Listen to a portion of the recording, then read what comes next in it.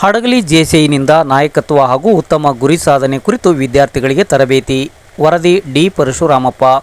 ವಿಜಯನಗರ ಜಿಲ್ಲೆ ಹೂವಿನ ಹಡಗಲಿ ತಾಲೂಕಿನ ರಾಜೋಳ ನದಿ ದಡದ ಮೇಲೆ ಹಡಗಲಿ ಪಟ್ಟಣ ಸೇರಿದಂತೆ ರಾಜೋಳ ಗ್ರಾಮದ 14 ವರ್ಷ ಮೇಲ್ಪಟ್ಟು ವಿದ್ಯಾರ್ಥಿಗಳಿಗೆ ರಾಷ್ಟ್ರೀಯ ತರಬೇತಿ ದಿನಾಚರಣೆ ಅಂಗವಾಗಿ ಹೂವಿನ ಹಡಗಲಿ ಜೆಸಿಐ ರಾಯಲ್ ಪ್ರಣವ್ 2024 ವತಿಯಿಂದ ನಾಯಕತ್ವ ಹಾಗೂ ಉತ್ತಮ ಗುರಿ ಸಾಧನೆ ವಿಷಯದ ಮೇಲೆ ತರಬೇತಿ ಕಾರ್ಯಕ್ರಮವನ್ನು ಹಮ್ಮಿಕೊಂಡು ಯಶಸ್ವಿಗೊಳಿಸಲಾಯಿತು.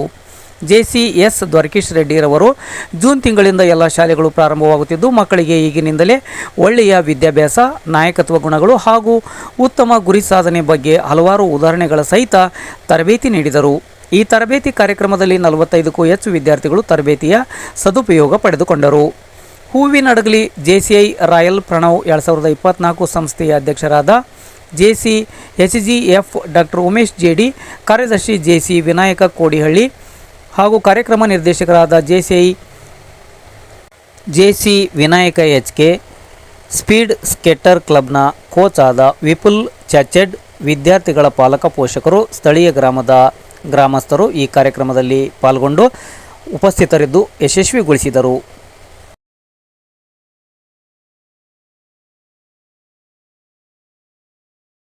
ಇಲ್ಲಿ ಹಿಡ್ಕೊಳ್ಳಿ ಅಷ್ಟೇ, ನಾನು ಚಿಪ್ಪಾಗಿ ಕೇಳಿದ್ರೆ ಹಿಡ್ಕೊಳ್ಳಿ ಅಷ್ಟೇ, ಓಕೆನಾ? ಈ ಐಸ್ ಕ್ರೀಮ್ ನಿಮ್ಮ ಕೈಲಿದೆ, ಈಗ ತಾನೇ ಇದರಿಂದ ತಗೊಂಡಿದ್ದಾರೆ, ಆ ಡಬ್ಬದಿಂದ ಅಥವಾ ಫ್ರಿಜ್ ಇಂದ ತಗೊಂಡಿದ್ದಾರೆ. ಯಾವಾಗ ತಿನ್ಬೇಕಿದನ್ನ ಮಾತಾಡ್ಬೇಕು, ಜೋರ ಮಾತಾಡ್ಬೇಕು. ಒಬ್ರು ಮಾತಾಡ್ರಿ ಅಂತ ಹೇಳ್ಬೇಡ್ರಿ, ಇನ್ನು ಉತ್ತರನೇ ಅದ್ರ ಮಾತಾಡು. ಸರ್ ತಕೊಂಡು ಒಂದು 5 ದಿನಕ್ಕೆ 6 ದಿನಕ್ಕೆ ತಿನ್ಬೇಕು ಸರ್ ಅಂತ ಹೇಳು. ತಕೊಂಡ್ ತಕ್ಷಣ ತಿನ್ಬೇಕು, ಇಲ್ಲ ಅದಕ್ಕೆ ರಾವು ಕಾಲ, ಗುಳಿಕ ಕಾಲ, ಇದು ನೋಡಿ, ಜಾತಕ ನೋಡಿ, ನಮ್ಮ ಅಪ್ಪಾಜಿ ಕೇಳಿ, ನಮ್ಮ ಅವ್ವನ್ ಕೇಳಿ, ಅವ್ರನ್ನ ಕೇಳಿ, ಇವ್ರನ್ನ ಕೇಳಿ ತಿನ್ಬೇಕು. ನೀವು ಏನ್ ಬೇಕಾದ್ರೂ ಮಾತಾಡಿ, ತೊಂದರೆ ಇಲ್ಲ. ನನ್ನ ಪ್ರಶ್ನೆ ಇರೋದು, ಐಸ್ ಕ್ರೀಮ್ ಪಾಕೆಟ್ ಇಂದ ಹೊರಗೆ ಹೊಡೆದ ತಕ್ಷಣ ಯಾವಾಗ ಲೇಟ್ ಎತ್ತಿದ್ರೆ ಏನಾಗುತ್ತೆ? ಕರಿಗಿದ್ರೆ ಏನಾಯ್ತು? ಎಲ್ಲಿ ಆಗುತ್ತೆ ಅದು? ಬಾಯಿಗೆ ನೆಕ್ಕಬಹುದಲ್ಲ. ಈಗ ಅವ್ನು ನೆಕ್ಕಿದ್ದಾನೆ.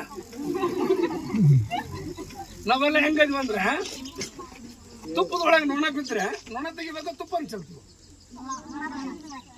ತುಪ್ಪ ಚೆಲ್ಲಿ ಬಿಡ್ಬೇಕಲ್ಲ, ತುಪ್ಪನೇ ಚೆಲ್ಲಿ ಬಿಡ್ಬೇಕು. ಏನ್ ನೊಣ ತಗ ತಿಂತೀವ? ನೊಣ ತೆಗಿಬೇಕು, ಹೌದಾ ಇಲ್ವಾ?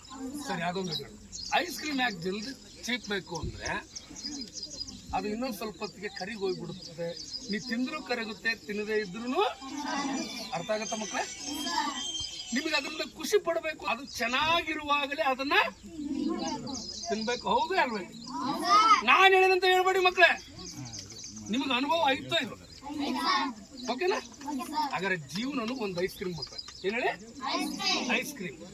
ಅದು ಮುಂಚೆ ಅದನ್ನ ಚಂದ ಎಂಜಾಯ್ ಮಾಡಿ ಸೂಪರ್ ಅನ್ಬೇಕೋ ಬೇಡವೋ? ಈಗ ನಿಮಗೆ ಒಳ್ಳೆ ಐಸ್ ಕ್ರೀಮ್ ಜೀವನ ಸಿಕ್ಕಿದೆ, ಈಗ ಅರ್ಥ ಆಗುತ್ತಾ ಇಲ್ಲ? ನಿಮ್ಮ ಅಪ್ಪ ಅಮ್ಮ ಇದ್ದಾರೆ, ಓದ್ಲಿಕ್ಕೆ ಬುಕ್ಸ್ ಕೊಡ್ತಾರೆ, ಏನಾರು ಎಲ್ಲಾರು ಕರ್ಕೊಂಡು ಹೋಗ್ಬೇಕು ಅಪ್ಪಾಜಿಂದ, ಚಾಕ್ಲೇಟ್ ಬೇಕು ಅಂದ್ರೆ ಬಾರಿ ಮಗಳೇ ಅಂತೇಳಿ ಚಾಕ್ಲೇಟ್ ಕೊಡಿಸ್ತಾರೆ, ಬಟ್ಟೆ ಬೇಕು ಅಂದ್ರೆ ಬಟ್ಟೆ ಕೊಡಿಸ್ತಾರೆ, ಊಟ ಬೇಕಂದ್ರೆ ಊಟ ಕೊಡಿಸ್ತಾರೆ, ಆ ಶಾಲೆಗೆ ಹೋಗ್ಬೇಕಂದ್ರೆ ಆ ಶಾಲೆ. ಯಾರು ಮಾವಿನ ಹಣ್ಣನ್ನ ನೀಟಾಗಿ ಹೆಚ್ಕೊಂಡು ಜ್ಯೂಸ್ ಹಾಕೊಂಡು ಸ್ಪೂನ್ ತಗೊಂಡು ಅಥವಾ ಸ್ಟ್ರಾಯ್ಟ್ ಅಂತ ಕುಡಿಯೋಂಗಿಲ್ಲ, ತಿನ್ನೋಂಗಿಲ್ಲ. ಹಾಗೆ ಹಣ್ಣು ತಿನ್ಬೇಕು. ಹಿಡ್ಕೊಂಡು ತಿನ್ಬೇಕಾದ್ರೆ ಇಲ್ಲೆಲ್ಲ ರಸ ಬೀಳುತ್ತೆ, ಇಲ್ಲಿ ತನಕ ಬೀಳುತ್ತೆ, ಅದನ್ನ ಬಿಡೋಂಗಿಲ್ಲ. ಒಂದು ಹನಿ ರಸ ಬೀಳದಂಗೆ ತಿನ್ಬೇಕಂದ್ರೆ ನಿಮ್ಗೆ ಚಾಲ. ಹಂಗಂತೇಳಿ ಬೀಳುತ್ತಂದ್ರೆ ತಿನ್ನೋದು ಬಿಡಬೇಡಿ, ಮತ್ತ ತಿನ್ನೋದು ಬಿಡಬೇಡಿ. ಯಾಕೆ ನಾ ಹೇಳ್ತೇನೆಂದ್ರೆ, ನಾವು ಮುಖೋಡ ಹಾಕೊಂಡು ಬದುಕೋದಕ್ಕಿಂತ ನೈಸರ್ಗದತ್ತವಾಗಿ ಬದುಕೋದನ್ನ ಕಲಿಬೇಕು. ಬರೀ ಮುಖೋಡ ಬೇರೆ ಕಡೆ ಹೋದಾಗ ಅಲ್ಲಿ ಹೆಂಗಿರ್ತಂಗಿರಿ, ಆದ್ರೆ ಬೇರೆ ಕಡೆ ಉದ್ಘಾಟನೆ ಮಾಡಬಾ ಇದನ್ನ ಹೇಳಿದ ಅರ್ಥ ಆಯ್ತಾ ಮಕ್ಕಳಿಗೆ? ನಾವು ದಿನ ನೋಡ್ತೇವೆ, ಬರೀ ಕೋಳಿ ಅಷ್ಟೇ ಗೊತ್ತು, ಉಂಜು ಗೊತ್ತಿಲ್ವಲ್ಲ, ಹೌದಾ ಇಲ್ವಾ? ಸೊ ಇದು ಹೇಗೆಲ್ಲ ಮಾಡ್ತಾರೆ ಗೊತ್ತಲ್ಲ, ತಿರುವಿ ಮಾಡ್ತಾರೆ ಗೊತ್ತಲ್ಲ. Okay, very good. ಇದು ಒಂದು ಹಂತಕ್ಕೆ ಒಳ್ಳೇದು. ಯಾರು ಕಬ್ಬನ್ನು ತಿಂದರೆ ಯಾರು ಹೇಳಿ ನೋಡ, ಸುಳ್ಳು ಹೇಳ್ಬಾರ್ದು. ಇನ್ನ ಬೇಕಾರೆ ಅದೊಂದು ಮಾಡ್ಬೇಕು ನೋಡ್ರಿ. ಇವತ್ತು ಹೋಗಿ ಮನೆ ತಿನ್ನಿ, ಮಾವಿನ ತಿನ್ನಿ, ಬೇಕಾದ್ರೆ ಮಾವಿನ ಸೀಸನ್ ಇದೆ. ಯಾವ್ಯಾವ ಸೀಸನ್ ಅಲ್ಲಿ ಯಾವ್ಯಾವ ಹಣ್ಣುಗಳು ಸಿಗ್ತದೋ ಯಥೇಚ್ಛವಾಗಿ ಹಣ್ಣನ್ನ ತಿನ್ನಿ. ನಿಮಗೆ ಮುಪ್ಪು ಜಲ್ದಿ ಬರಬಾರ್ದು, ಸಣ್ಣ ಪುಟ್ಟ ರೋಗ ಬಂದ್ರೆ ಬೇಗ ಅದ್ರ ವಿರುದ್ಧ ಹೊಡೆದಾಡಕ್ಕೆ ಶಕ್ತಿ ಬೇಕು ಅಂದ್ರೆ ತರಕಾರಿಗಳನ್ನ ಹಸಿಯಾಗಿ, ಹಣ್ಣುಗಳನ್ನ ಹಾಗೇ ತಿನ್ನೋದನ್ನ ರೂಢಿ ಮಾಡ್ತಾರೆ. ಈ ಪಿಜ್ಜಾ, ಬರ್ಗರು, ಕುರಿವನ್ನೆಲ್ಲ ಅರ್ಥ ಆಗುತ್ತಲ್ಲ. ಯಾಕಂದ್ರೆ ನಿಮ್ಮ ಬದುಕು ಇಲ್ಲಿ ಮುಗಿಲಿಲ್ಲ, ಇನ್ನು ಮೇಲೆ ಮುಂದೆ ಸ್ಟಾರ್ಟ್ ಆಗುತ್ತೆ. ಹೌದಾ ಇಲ್ಲ? ಹೌದಾ ಇಲ್ಲ? ಈಗ ನಿಮ್ಗೆ ಯಾಕಿದು ಹೊಸದು ಅನ್ಸಕತ್ತೈತಿ ಎಲ್ಲ ಹುಡುಗರಿಗೆ ಅಂದ್ರೆ ನೀವು ಮನೆ ಬಿಟ್ಟ ಹೊರಗೆ ಬಂದಿಲ್ಲ. Film theatre, TV, AC room, ನಿಮ್ಮ ಡ್ರಾಯಿಂಗ್ ರೂಮು, ನಿಮ್ಮ ಬೆಡ್ರೂಮು, ನಿಮ್ಮ ಶಾಲೆ, ಮನೆ, ಟ್ಯೂಷನ್ ರೂಮ್, ನೀವು ಮೂರಟ್ಟೆ ಗೊತ್ತು. ಹೌದೇ ಇಲ್ಲ? ನಿಮ್ಮ ಊರು ಆಶ್ಚರ್ಯ ಅನ್ಸುತ್ತಲ್ಲ ಅದು. Who is the leader? ಈಗ ನಿಮಗೆ ಒಂದು ಟಾಪಿಕ್ ಕೊಟ್ಟರು ಸರ್. ಈಗ ಲೀಡರ್ ಮತ್ತು ಗೋಲ್ ಸೆಟ್ಟಿಂಗ್ ಎರಡು ಮಾತನ್ನು ಹೇಳಿ ಮುಗಿಸ್ಬಿಡೋಣ. ರೆಡಿನಾ? ನೋಡೋಣ. ಸಿಟಿ ಹುಡುಗರಿಗೆ ಒಬ್ರು ಕೇಳೋಣ, ಹಳ್ಳಿ ಹುಡುಗರಿಗೆ ಒಬ್ರು ಕೇಳೋಣ. ಆಮೇಲೆ ಇನ್ನೊಬ್ರಿಗೆ ಹೋಲಿಸ್ಕೋಬೇಡ, ಕಂಪ್ಲೇಂಟ್ ಮಾಡಬೇಡ. ಏನು ಸಿಕ್ಕಿದನೋ ಅದ್ರ ಬಗ್ಗೆ ಖುಷಿ ಪಡು. ಬಿಸಿ ಚಪಾತಿ ಇಲ್ಲ, ಸಣ್ಣ ಚಪಾತಿ ಸಿಕ್ಕಿದೆ, ಇಷ್ಟಾದ್ರೂ ಸಿಕ್ಕಿದಲ್ಲ ಅಂತ ಖುಷಿ ಪಟ್ಟು ತಿನ್ನೋದು. ನಿಮ್ಮ ಪೇರೆಂಟ್ಸ್ನ ಬ್ಲೇಮ್ ಮಾಡೋದು ಬಿಡಿ, ಹೀಯಾಳಿಸೋದು ಬಿಡಿ. ನೋಡಿ, ಒಳ್ಳೆ ದೇಹ ಕೊಟ್ಟಿದ್ದಾರೆ ನಿಮಗೆಲ್ಲ. ಹೌದೇ ಇಲ್ಲ?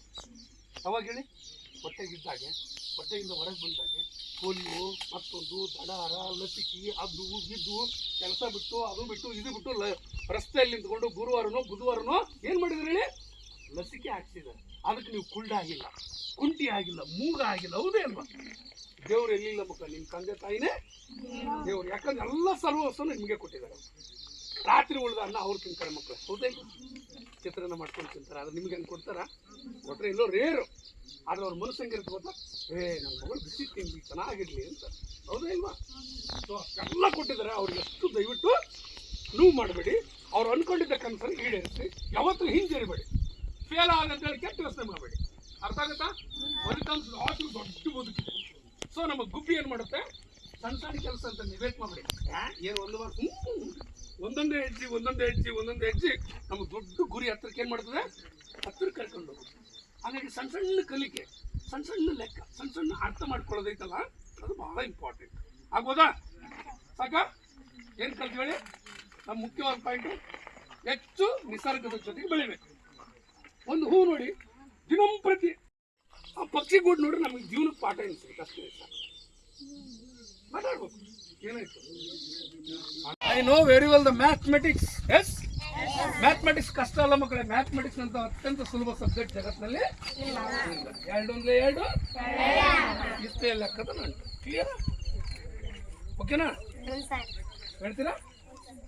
ಮತ್ತು ಸ್ಕೇಟಿಂಗ್ ಕ್ಲಬ್ ವತಿಯಿಂದ ನಾವು ಇವತ್ತು ಮಕ್ಕಳಿಗಾಗಿ ಚಾಲನಾ ವರ್ಲ್ಡ್ಸ್ ವಾಕ್ ಮತ್ತು ಸ್ಕಿಲ್ ಡೆವಲಪ್ಮೆಂಟ್, ಲೀಡರ್ಶಿಪ್ ಕ್ವಾಲಿಟಿ ಬಗ್ಗೆ, ಗೋಲ್ ಸೆಟ್ಟಿಂಗ್ ಬಗ್ಗೆ ಒಂದು ಸಣ್ಣ ತರಬೇತಿ ಕಾರ್ಯಕ್ರಮವನ್ನು ನಮ್ಮ JC ಸಂಸ್ಥೆಯಿಂದ ಹಮ್ಮಿಕೊಂಡಿದ್ವಿ.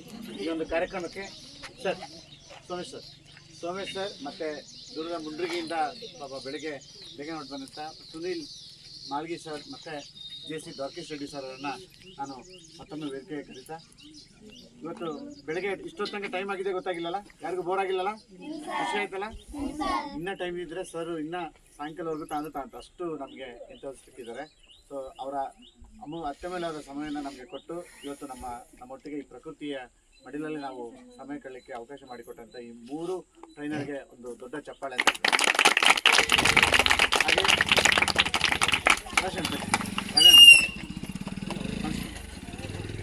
ಈ 3 ನಮ್ಮ ಸ್ಕೇಟಿಂಗ್